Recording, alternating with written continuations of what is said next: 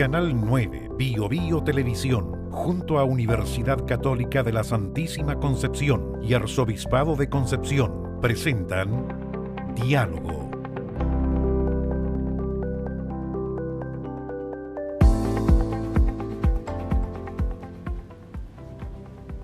Aquí estamos nuevamente con los profesores y alumnos de Audiovisual y Multimedia de la Universidad Católica de la Santísima Concepción, el Arzobispado y por supuesto Canal 9, Bio Televisión, para conversar de temas que a usted le importa. Este es un tiempo fuerte porque los alumnos ya se están inscribiendo en los colegios, han habido muchas reformas, también las personas quieren saber qué aporte hace la Iglesia en materia educacional, cómo se enfrentan las situaciones complejas, los abusos, tantos temas que vamos a conversar con dos buenas invitadas que tenemos hoy día. En primer lugar, quisiera presentar a la señora Millaray Villablanca. Ella es ingeniero comercial y vicepresidente ejecutiva de las fundaciones educacionales del Arzobispado, Cristo Rey y la Asunción. Y también tenemos a la señorita Daniela Rosenberg. Ella es psicóloga, trabaja en el Colegio del Arzobispado de Chiguayante y además colabora como miembro de la Comisión de Prevención de Abuso del Arzobispado de la Santísima Concepción. Entonces, quisiera partir con usted preguntándole qué significa como ingeniero comercial, en definitiva, trabajar en una fundación educacional y hace tanto tiempo, qué ha aprendido, qué nos queda para el futuro. ¿Por qué no nos cuenta un poco? O sea, claro, es un mundo en el que hoy día está cubierto principalmente por profesores y en el que cuesta un poco como otros profesionales insertarse en esta realidad educativa en la que hay un montón de cosas que los otros profesionales podemos aportar y generar un cambio, una mirada distinta. Es un desafío tremendo, o sea, hacerse cargo de una institución que tiene 11 colegios, 9.500 alumnos que van desde los 3 meses hasta los 80 años, porque tenemos centros de educación de adultos que llegan hasta los 80 años, alumnos. Es un desafío importante, bonito. Yo creo que tiene mucho que ver con el entusiasmo que uno tenga de creer que a través de la educación somos capaces de lograr esta movilidad social, que es lo que tanto perseguimos en nuestros colegios. 10 de los 11 colegios nuestros son gratuitos. Se acogieron a la ley de gratuidad que fijó el Estado voluntariamente y creemos que fue una muy buena decisión. A partir de eso nosotros hemos sido capaces de adaptarnos y de generar ahí un proceso de cambio interesante con los chicos. Yo he sabido, señora, que usted ha estado recorriendo algunos colegios con nueva experiencia. ¿Qué piensa que podríamos hacer para poder generar una mejor educación? Porque a mí lo que me pasa, por lo menos, estoy cerca de los colegios, veo cambios tan grandes, tan rápidos, tan vertiginosos, que a uno le baja la duda que si lo que está enseñando hoy día va a tener alguna validez en 10, 15, 20 años más cuando los jóvenes van a salir. ¿Hay algo que usted la tenga como en la mira? Sí, efectivamente hemos estado viendo otras fundaciones educacionales, no necesariamente católicas. Hemos visitado la Fundación Astoreca, Fundación Belén, otros colegios que son de alguna manera referentes en determinadas materias. A partir de eso hemos ido descubriendo que las fundaciones del Arzobispado de Concepción tienen un margen de crecimiento tremendamente importante. O sea, hoy día quizás nos hemos preocupado de generar un proceso educativo basado principalmente en el currículum. Nosotros creemos que a partir de esta experiencia, de lo que pudimos ver con Fundación Astoreca, con Fundación Belén, con la universidad, la Pontificia Universidad Católica, que hay un espacio tan grande de crecimiento con nuestros estudiantes que a partir de eso estamos viendo un programa que se implementaría el próximo año que tiene que ver con la educación de la interioridad, de cómo somos capaces nosotros como organización, como institución educacional, de generar en los chicos, en los estudiantes, un proceso de enseñanza distinto, que no solo se enfoque en el tema curricular, que tenga que ver también con el desarrollo de otras habilidades, habilidades para la vida, siempre con el enfoque de los 3 pilares que nos sustentan y que son parte de nuestro proyecto educativo pastoral, que es educar, evangelizar y servir.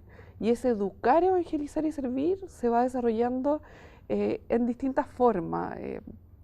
El educar tiene que ver con lo que estábamos conversando, de no solamente guiarnos por lo académico, sino también en la enseñanza de otro tipo de habilidad y cosas que son tremendamente relevantes hoy día, habilidades sociales, cosas en las que creemos que podemos hacer un aporte súper grande. El evangelizar tiene que ver más con el corazón, de cómo yo soy capaz de, con el corazón y con la espiritualidad, que es donde están los sentimientos más profundos de cada persona. Entonces, para nosotros, sobre la base de nuestros 3 pilares y de nuestro proyecto educativo, tiene que ver con cómo yo soy capaz en ese evangelizar de relacionarme conmigo mismo, con el otro, siempre teniendo en cuenta la figura de Cristo. Sí. Y el servir, que es el último de nuestros pilares, dice relación de cómo yo soy capaz de poner lo que yo sé, lo que yo tengo, lo que he aprendido, ponerlo a disposición de otros. Cómo yo puedo salir a esta sociedad no solo sabiendo matemática, lenguaje, sino que soy capaz de salir de cuarto medio y enfrentarme a una sociedad distinta en la que soy capaz de ofrecer otras cosas. O sea, soy dueño de mí mismo en cierto sentido. Exacto. Una pregunta a usted, Daniela. Bueno, usted trabaja en el Instituto de Humanidades de Chiguayante, es un colegio que está creciendo, sí. Ya empezó la enseñanza media, y usted es psicóloga, evidentemente que tiene el secreto profesional, eso se va a guardar siempre, pero ¿cuál cree usted que hoy día son los dolores y los sueños de los jóvenes que llegan a nuestro colegio, y también los dolores y los sueños de los papás? Porque la verdad que el proceso educativo es un proceso que integra a toda la sociedad.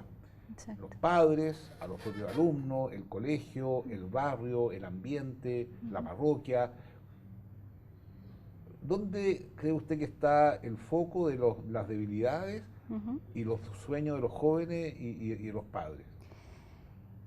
Cuando uno trabaja en el ambiente educativo, uno se enfrenta a diario con las distintas necesidades, con los distintos sueños, anhelos de los estudiantes, pero también uno dialoga mucho con los padres. Y en general lo que yo he visto como un dolor o como una necesidad, tanto en los estudiantes como en los papás, tiene que ver con la soledad. Los niños experimentan hoy en día una soledad tremenda en términos de que se enfrentan con papás que están mucho tiempo dedicados al trabajo, ¿ya? Y por otra parte los papás también sufren esta parte de no poder atender el tiempo que ellos quisieran o que ellos les gustaría destinar a estar con sus hijos. Por lo tanto, uno trabaja un poco con los dos lados en términos de acoger la necesidad de los niños, de trabajar con ellos estas carencias que de repente tienen en términos de no poder expresarles a los papás lo que ellos necesitan, lo que ellos sienten, su día a día, como ellos esperarían, y también trabajar con los papás que ellos, en definitiva, sienten esta doble responsabilidad de tener que estar al servicio o estar trabajando a diario, enfrentarse con sus responsabilidades, pero también volver al hogar, ¿cierto? Y tener que atender lo que pasa con sus niños. Es algo que hay que abordar mucho con ellos, hay que trabajarlo y uno lo ve diariamente. Y los sueños en general tienen que ver con el futuro, ¿ya? Con los chicos, ya nosotros por lo menos lo que yo veo en la realidad del instituto es que son niños que ya están soñando con el ingreso a la universidad, con prepararse, están proyectándose un poco más allá, ¿ya? A pesar de que a veces uno ve que hay realidades más complejas donde hay cierta cantidad de niños que simplemente no ven que existe un futuro más allá, y otros que efectivamente tienen esa visión un poco más de entender que hay posibilidades de que pueden estudiar, de que pueden llegar a ser mucho más de lo que a lo mejor sus padres fueron. Entonces, eso es lo que uno ve. Una cosa que me parece interesante abordar, y no es, sinceramente lo digo, el interés de hacerle propaganda a nuestro colegio, por favor, lejos de eso, pero objetivamente tenemos muchos postulantes, y lo que llama la atención que muchos de ellos no son católicos. ¿Cuál cree usted que es el motivo por el cual muchas personas no católicas, de otras religiones, incluso con familias con problemas reales, buscan esos colegios? ¿Cuál creen ustedes que es la razón? Porque realmente llama la atención que dentro del sector son colegios muy valorados, digamos, ¿ah? Sí. Con matrículas llenas, con un ambiente grato, sin mayores problemas de convivencia. ¿Dónde cree usted que está la razón de aquello, digamos? La clave es como, bueno, yo estoy convencida que es nuestro proyecto educativo pastoral, que nos diferencia absolutamente de otros proyectos educativos que podrían ser similares a los nuestros, pero creemos que nuestro proyecto educativo pastoral es la base por la cual los papás deciden finalmente optar por nuestros colegios, porque se da un énfasis importante en el tema académico, pero no se deja de lado ni se disminuye el tema pastoral. O sea, cómo nosotros somos capaces de generar este equilibrio entre el desarrollo académico propiamente tal y también un desarrollo pastoral del cual estamos convencidos que es como la clave para generar personas de bien, alumnos integrales, y a partir de eso, bueno, tenemos un montón de realidades. El Instituto Humanidades de Lota, por ejemplo, tiene una población que es el 70% de alumnos evangélicos, que se declaran evangélicos. Y eso representa para nosotros un desafío, como nosotros somos capaces de adaptar nuestra pastoral para que ellos también se sientan incorporados. O sea, aquí estamos todos invitados y llamados a ser parte de este proyecto. No hay discriminación ni distinción alguna, y yo creo que nos pasa también en Chihuayante, una gran población de estudiantes se declara evangélico.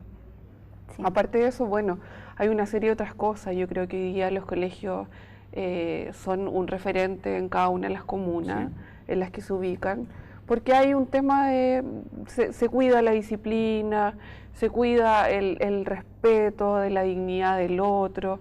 Son cosas que nosotros vamos trabajando y desarrollando a diario con los estudiantes, y que queremos seguir potenciando, por supuesto. Una pregunta a propósito de eso, bueno, se adelantó la señora Millaray respecto de la disciplina. ¿Qué valor le atribuye usted a la disciplina, lo cual implica una cierta autoridad y el proceso educativo, y cómo los padres lo valoran? Porque, bueno, a mí me ha llamado mucho la atención que los colegios en general tienen una nota que es característica. Son colegios muy limpios, muy ordenados, y eso tiene una dimensión de disciplina, de educación. ¿De qué manera los alumnos colaboran en eso? Sí. Uno se enfrenta un poco al tema de lo que los alumnos traen, ¿cierto?, al ingresar al colegio desde sus hogares versus lo que nosotros les entregamos cuando ellos están dentro. Nosotros todos los colegios contamos con manuales de convivencia escolar, donde de alguna manera es el lineamiento donde ellos tienen claro o es el norte respecto a cómo deben comportarse o lo que uno espera de ellos como estudiantes, como un perfil de alumno. Y también está el perfil de apoderado que nosotros esperamos. Entonces se equilibran ambas cosas y trabajamos permanentemente con ellos, tanto con apoderados como con alumnos, en esto de la disciplina, del orden, del trabajo, pero no con un fin necesariamente punitivo, sino que es más bien educativo, que ellos entiendan que si se establece una norma es para un fin, para algo que tiene que ver con el cumplimiento, no por cumplir, sino que es el aprendizaje para la vida, que esto que yo estoy aplicando ahora, que estoy aprendiendo ahora, me va a servir en mi desempeño posterior en cualquier ámbito, no solo en el colegio, es para la vida. ¿Cuáles son los criterios que hay, por ejemplo, para el bullying Es impresionante el daño que le puede hacer a un niño, a una niña que lo molesten, que lo agreden, y no solamente físicamente, sino que también verbalmente, ignorarlo, Sí. etcétera. ¿Cómo se trabaja eso desde el punto de vista psicológico, desde el punto de vista pedagógico? ¿De qué manera la familia contribuye a ayudar a que no haya bullying? ¿Hay procesos en esa línea? Sí, bueno, todos los colegios y por norma ministerial debemos contar con un protocolo de abordaje para el bullying, Ya. ¿ya? Que establece un poco los pasos a seguir y la forma en que nosotros debemos desenvolvernos en cuanto recibimos un caso de bullying. Y eso debe estar en conocimiento de toda la comunidad educativa. No es que solamente la persona que esté encargada de tenga que saberlo, sino que apoderados, estudiantes, auxiliares, cualquier persona que reciba una situación tiene que estar en posición de poder manifestarla.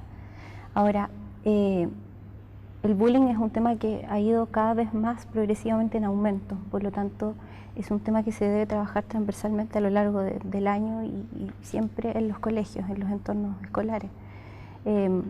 ¿Por qué cree usted que hay un aumento? ¿Usted piensa que es tal vez por el entorno social, las redes sociales? ¿Cuál sería la motivación? Yo creo que responde un poco a... no es que no haya existido antes, yo creo que ahora se habla más del tema. Por lo tanto, a veces el haber destapado el bullying como concepto implica que exista o que los niños se atrevan un poco más a hablarlo. Hay cosas que suceden muy encubiertas. El bullying parte muy silencioso, como cualquier tipo de abuso en general, ¿cierto? Parte de manera muy silenciosa y luego va graduándose el nivel de daño hasta que el niño decide o lo habla, lo logra sacar afuera.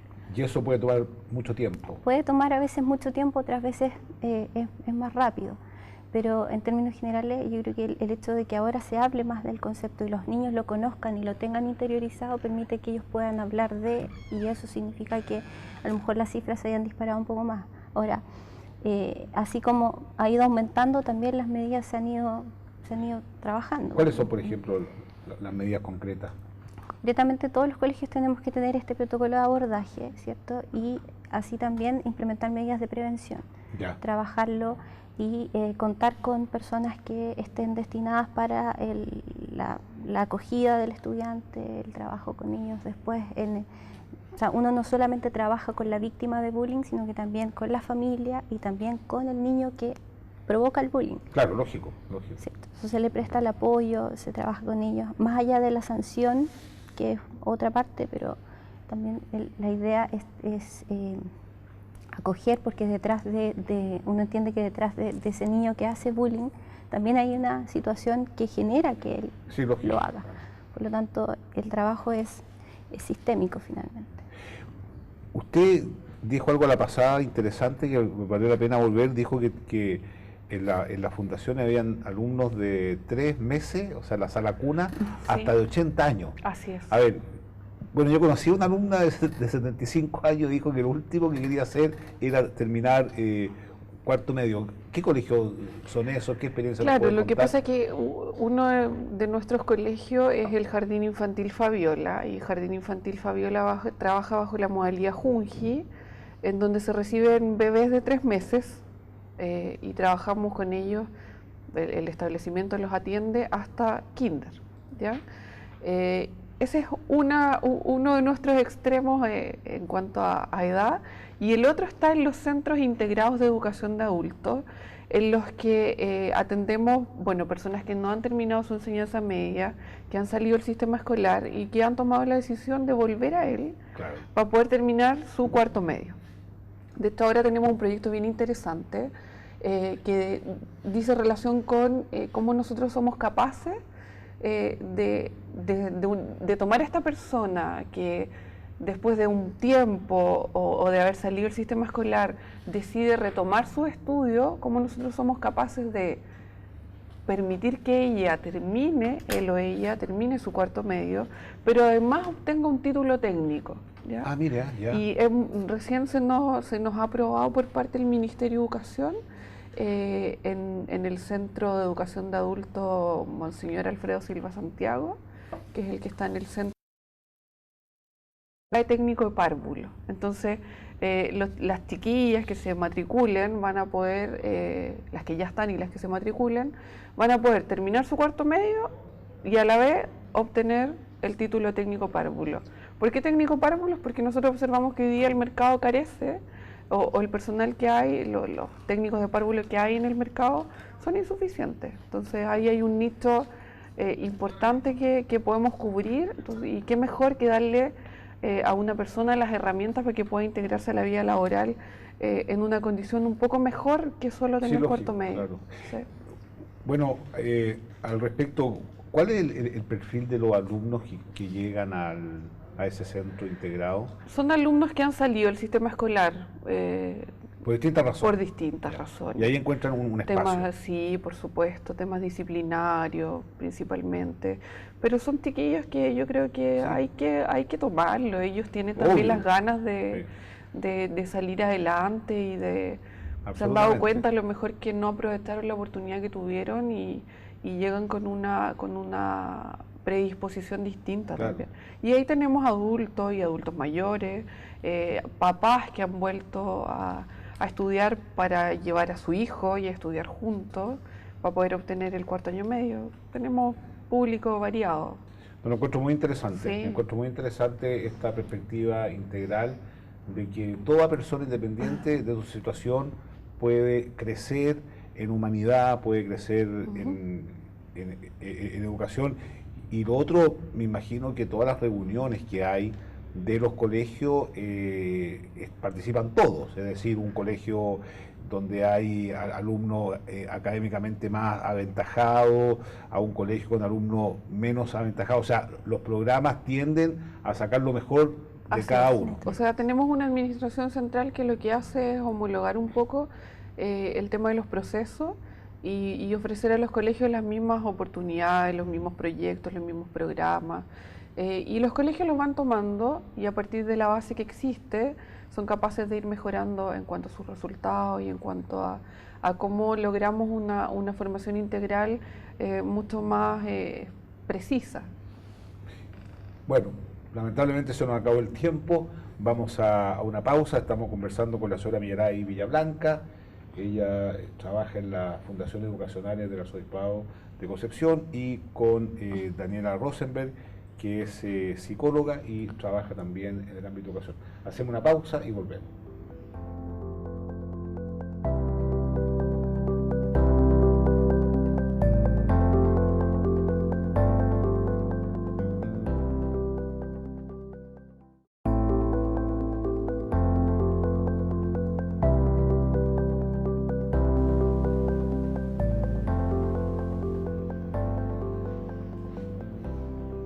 Aquí estamos nuevamente en diálogo con nuestros alumnos y profesores de audiovisual y multimedia, el Arzobispado, Canal 9, Bio Bio, Televisión, para hablar de educación. Y escríbanos a @pediálogo porque su opinión respecto de cómo seguir en este desafío cultural en el cual estamos inmersos sea lo más relevante posible para nuestra sociedad.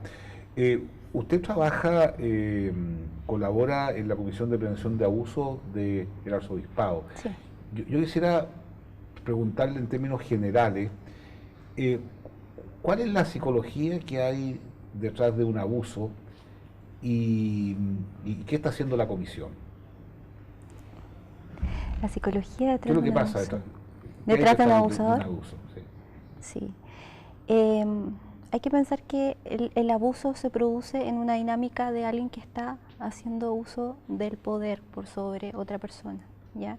Es una persona que bueno, puede tener, aparte de alguna enfermedad a nivel mental, ¿cierto?, alguna patología, pero además es alguien a quien se ha situado en una posición por sobre otro.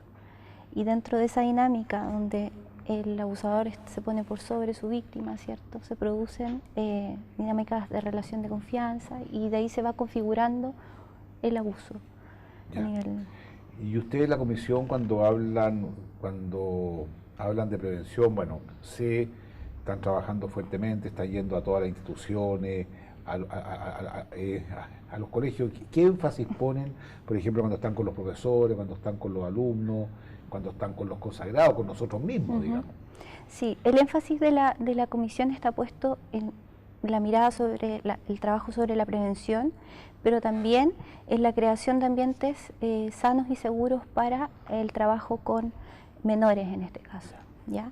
Eso quiere decir que se trabaje en crear una mirada que se forme un ambiente bien tratante en el fondo, ¿ya? De buen trato, donde todos tengamos claro que nadie está por sobre el otro, sino que yo siempre tengo frente a mí una persona y por lo tanto tengo que tratarla como tal y dignificarla, ¿ya?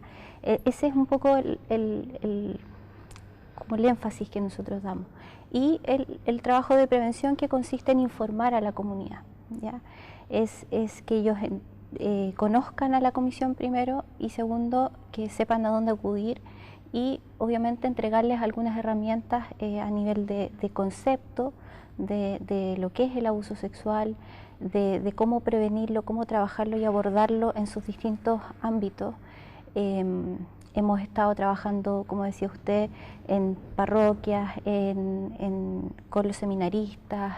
Ahora me imagino que iremos a recorrer en algún momento los colegios, con distintos ámbitos pastorales, catequistas, etcétera. Y seguimos en la medida que nos van contactando para informarlos y trabajar con ellos en este tema. ¿Y la acogida en general cómo ha sido, Daniela? La acogida es positiva, ¿ya?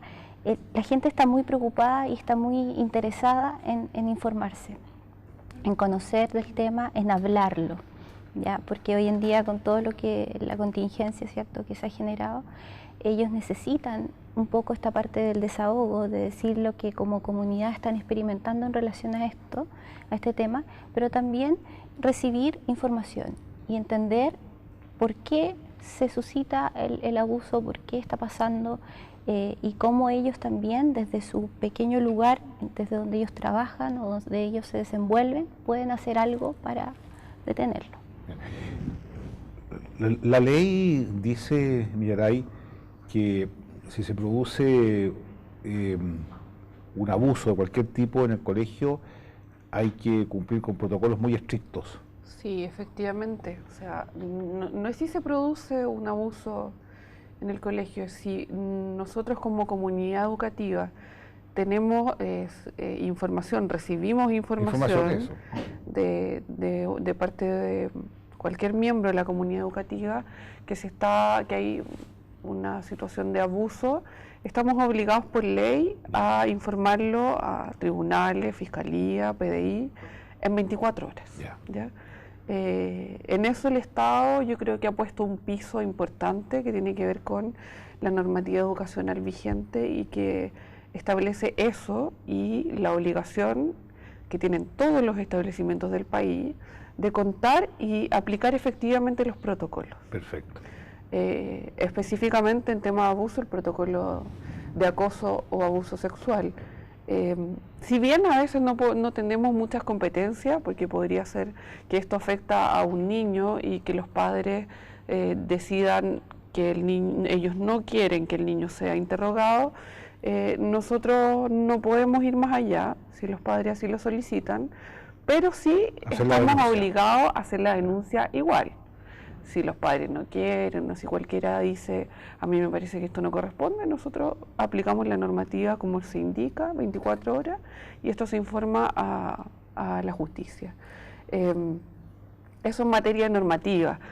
Para eso, bueno, el Estado también ha puesto una institución fiscalizadora, que es la Superintendencia de Educación, y es la Superintendencia de Educación la encargada de cautelar que estos protocolos se apliquen correctamente. Lo que de alguna manera nosotros entendemos también como un rechazo de esta conducta transgresora, claro, lógico, que genera un efecto disuasivo. Pero creemos que hay que ir un poco más allá de la reacción post una situación como esta.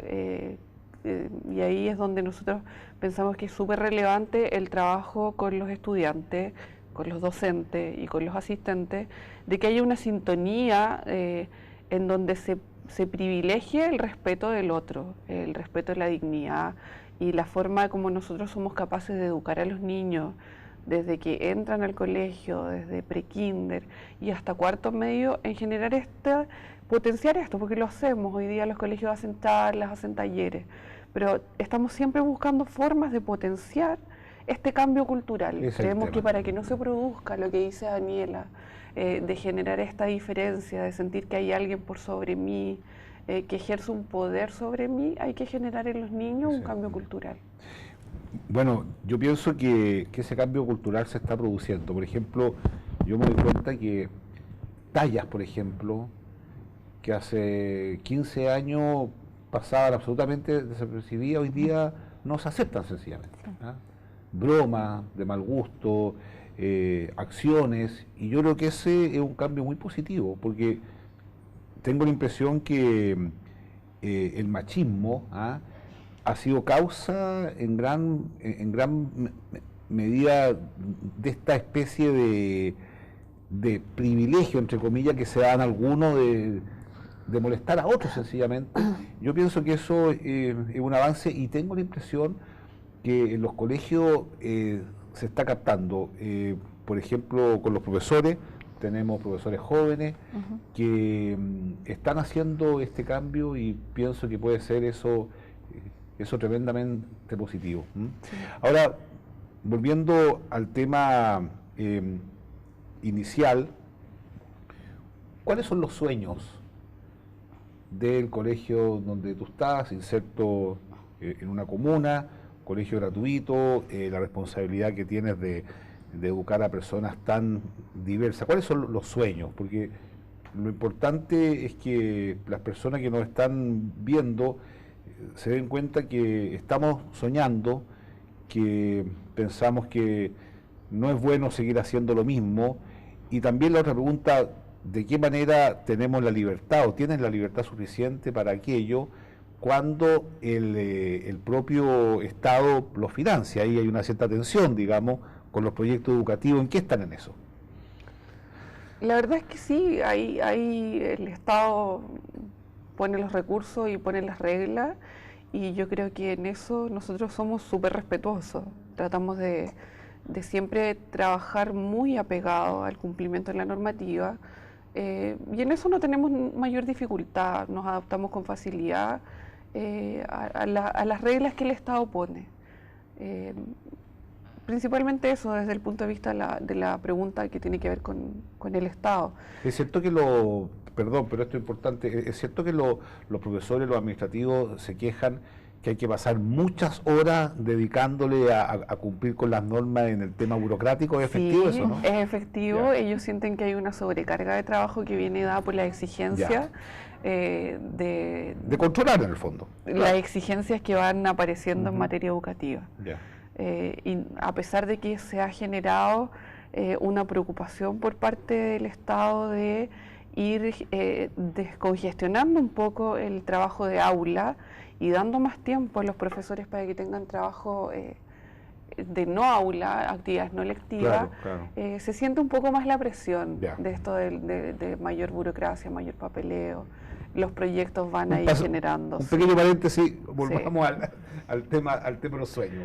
Pero eso yo lo he sentido con fuerza, bueno, y es bueno pero también es como una manera de controlar también, o sea, bueno, en fin. Pero sigamos con el tema de fondo de los sueños. De los sueños.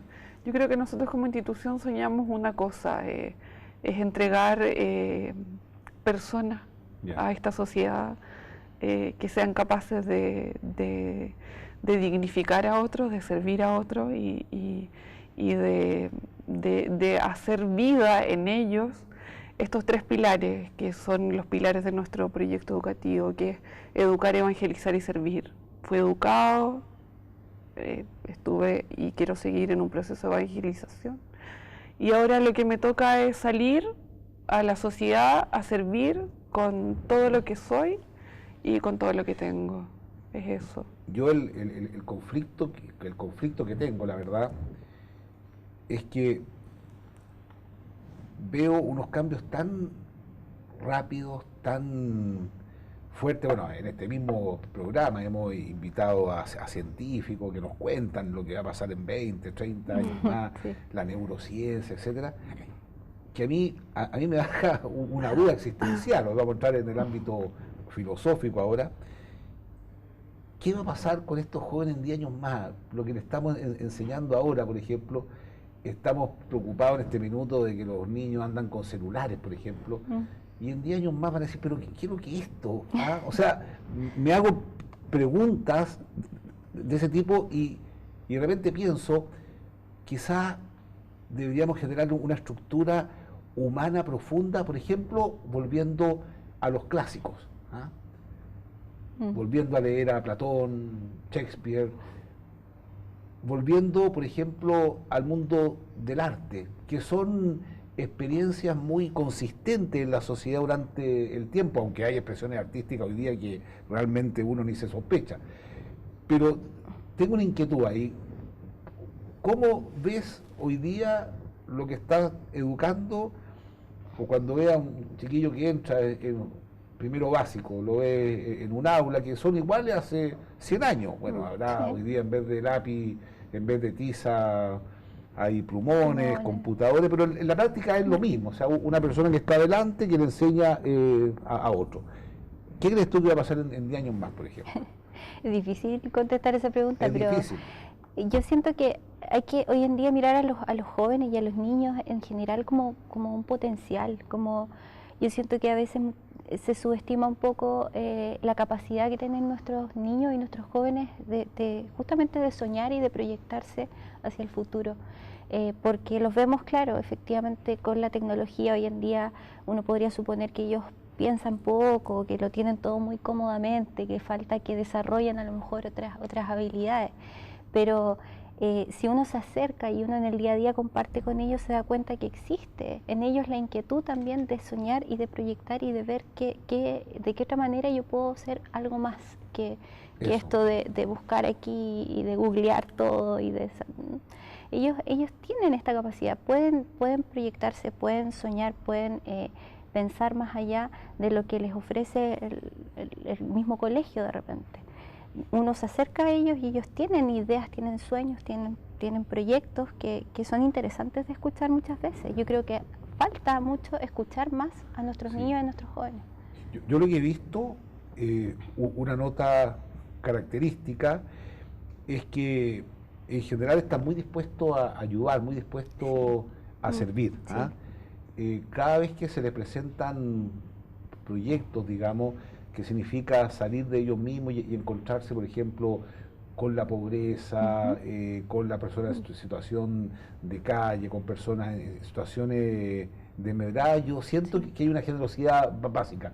Entonces, la pregunta, bueno, potenciamos eso en la educación, porque, seamos sinceros, los proyectos educativos en general tienden más bien a la competencia. ¿Ah? Por ejemplo, ahora vamos a ver la PSU en unos meses más, y una semana antes va a salir un catálogo de las carreras, cuánto ganan al año, etcétera. Yo siento que hay una contradicción vital entre lo que los jóvenes quieren y lo que le ofrece la sociedad. ¿De qué manera ese círculo ustedes piensan que desde esta impronta cristiana, que de naturaleza es servir, va cambiando?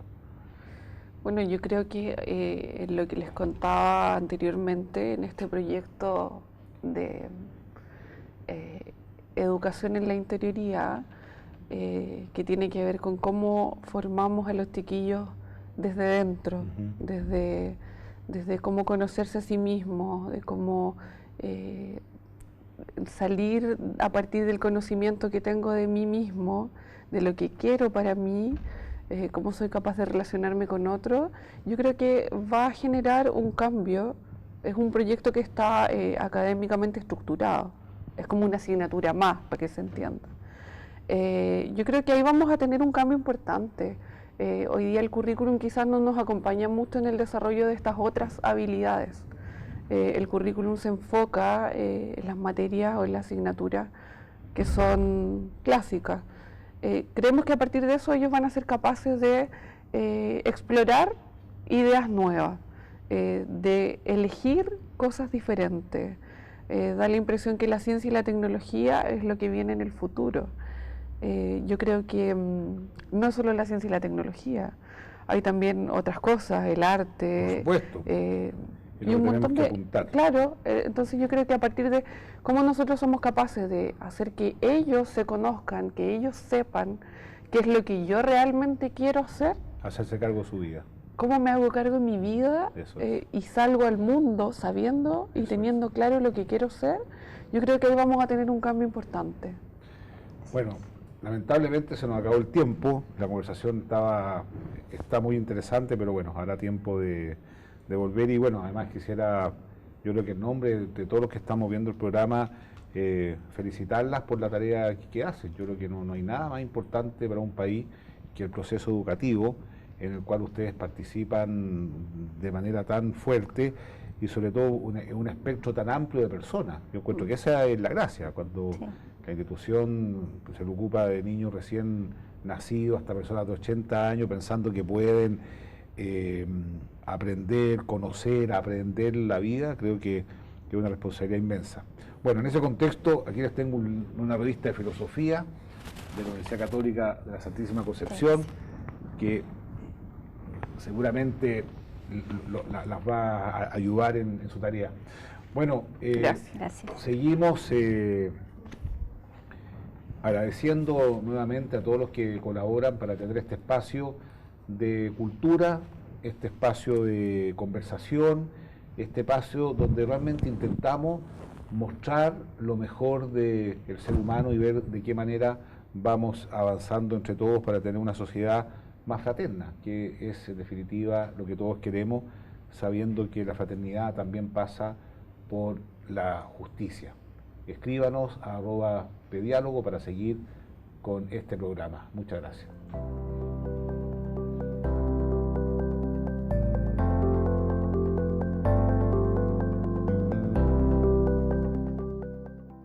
Canal 9 Bio Bio Televisión, junto a Universidad Católica de la Santísima Concepción y Arzobispado de Concepción, presentaron Diálogo.